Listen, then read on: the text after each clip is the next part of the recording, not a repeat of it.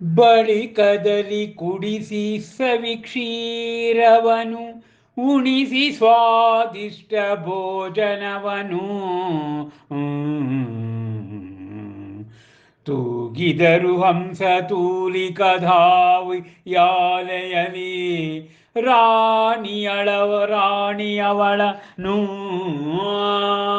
ಇಂತು ಹಾಡುತ್ತ ನರ್ತಿಸುತ್ತ ರಂಜಿಸಿಲರಲವರು ಅರಳಿತು ತ್ರಿಶಲೆಯ ಮನವು ಹೊಚ್ಚ ಹೊಸ ಕುಸುಮದೊಲು ಸಹಜ ಸಂತೋಷಿ ತ್ರಿಶಲೆಯ ಬಲು ಹರ್ಷ ಚಿತ್ತಳಾದಳು ಬೆಳಗುತಿಹುದಂಧೋ ದಿವ್ಯ ಜಿನ ಜ್ಯೋತಿಯು ತನ್ನ ಗರ್ಭದೊಳಗೆ ಶೋಭಿಸುತ್ತ ಉದಯ ರವಿಯನು ತನ್ನುದರದಲ್ಲಿ ತಳೆದ ಆ ಉಷಯಂತೆ ಪ್ರಕಾಶಿಸುತ್ತ ಸ್ವರ್ಣನಿಧಿ ಭರಿತ ಚೆಲುವ ಸುಂದರೆಯಂತೆ ಪೂಜ್ಯಳಾದಳವಳು ಸುರರಿಗೆ ಶ್ರೀಲಕ್ಷ್ಮಿಯಂತೆ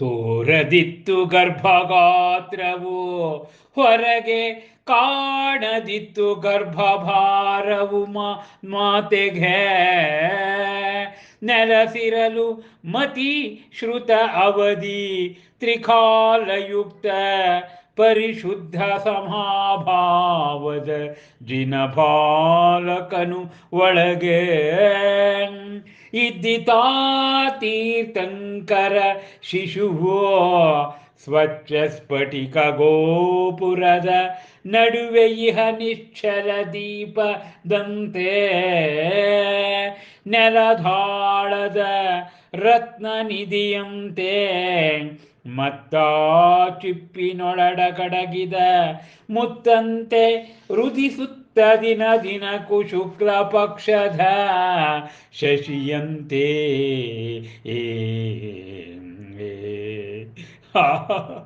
ಗರ್ಭಾವತರ ಕಲ್ಯಾಣ ಸಂಪುಟ ಮಹಾವೀರ ಮಹಾದರ್ಶನ ಮಹಾಕವಿ ಡಾಕ್ಟರ್ ಲತಾ ರಾಜಶೇಖರ್ ವಿರಚಿತ.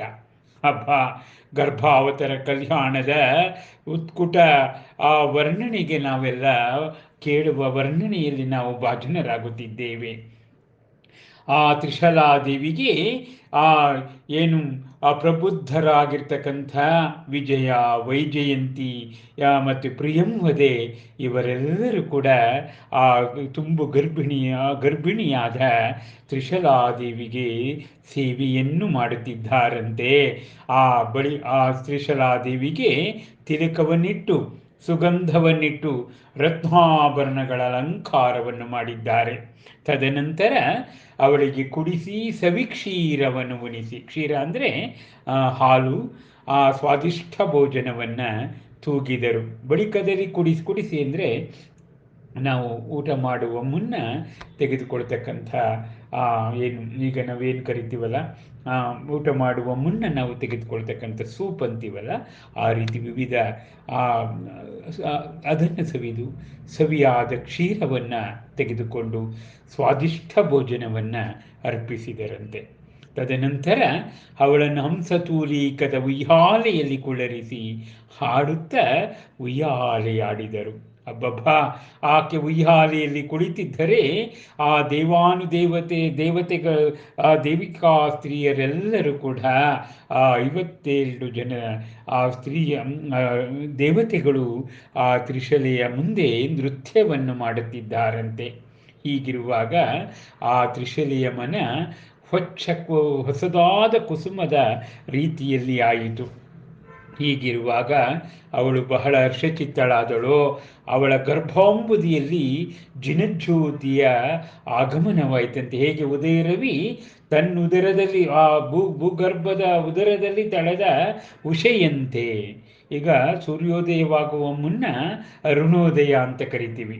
ಅರುಣೋದಯ, ಉಷಾಕಾಲ, ಸೂರ್ಯೋದಯ ಅಂತ ಕರಿತೀವಿ. ಆ ವಿಷಯಂತೆ ಇಲ್ಲಿ ಆ ಸ್ವರ್ಣನಿಧಿ ಭರಿತ ಚೆಲುವ ಸುಂದರೆಯಾದಳು, ಪೂಜ್ಯಳಾದವಳು ಸುರರಿಗೆ ಶ್ರೀಲಕ್ಷ್ಮಿಯಂತೆ, ದೇವಾನುದೇವತೆಗಳಿಗೂ ಕೂಡ ಆಕೆ ಪೂಜನೀಯಳಾದಳು.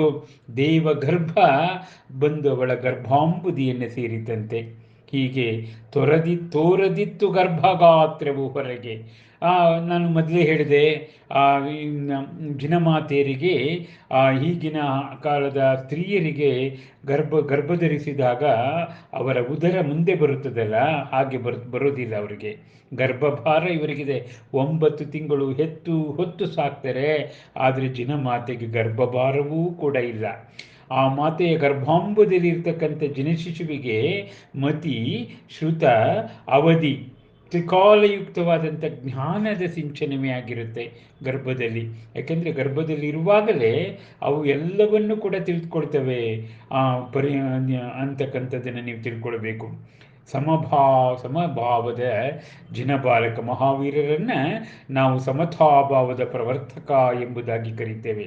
ಏಕೇಂದ್ರಿಯದಿಂದ ಪಂಚೇಂದ್ರಿಯ ಜೀವಿಗಳೆಲ್ಲವೂ ಕೂಡ ಸಮಾನ ಎಂದು ತಿಳಿದು ಉಪದೇಶ ಮಾಡ್ತಕ್ಕಂಥ ಮಹಿಮಾ. ಹೀಗೆ ತೀರ್ಥಂಕರರ ಶಿಶು ಸ್ವಚ್ಛ ಸ್ಫಟಿಕ ಗೋಪುರದ ನಡುವೆಯ ನಿಶ್ಚಲ ದೀಪದಂತೆ, 2 ಗೋಪುರದ ಮಧ್ಯೆ ಆ ಸ್ಫಟಿಕವನ್ನು ಹಾಕಿದಾಗ ಹೇಗೆ ನಳನಳಿಸುತ್ತದೋ ಹಾಗೆ ಇವಳ ಗರ್ಭಾಂಬುದಿಯಲ್ಲಿ ರತ್ನನಿಧಿಯಂತೆ, ಚಿಪ್ಪಿನೊಳಗಿದ ಮುತ್ತಂತೆ, ಚಿಪ್ಪಿನೊಳಗೆ ಮುತ್ತು ಹೇಗೆ ಅಡಕವಾಗಿದೆಯೋ ಹಾಗೆ ಅವಳ ಗರ್ಭದಲ್ಲಿ ವೃದ್ಧಿಸುತ್ತಾ ದಿನದಿನಕ್ಕೂ ಶುಕ್ಲ ಪಕ್ಷದ ಶಶಿಯಂತೆ ಅದು ಕಾಣ್ತಾ ಇದೆಯಂತೆ. ಹೀಗೆ ಮಿಂದಾಳಾಜಿನ ಜನನೀ ಪವಿತ್ರ ಭಾವ ಜಲದಿಯಲಿ. ಹಬ್ಬಬ್ಬಬ್ಬ, ಎಂತಹ ಮನೋಜ್ಞವಾದ ರಸಘಟ್ಟಕ್ಕೆ ನಾವು ಬಂದಿದ್ದೇವೆ. ಅಬ್ಬಬ್ಬಬ್ಬಬ್ಬಬ್ಬಬ್ಬ.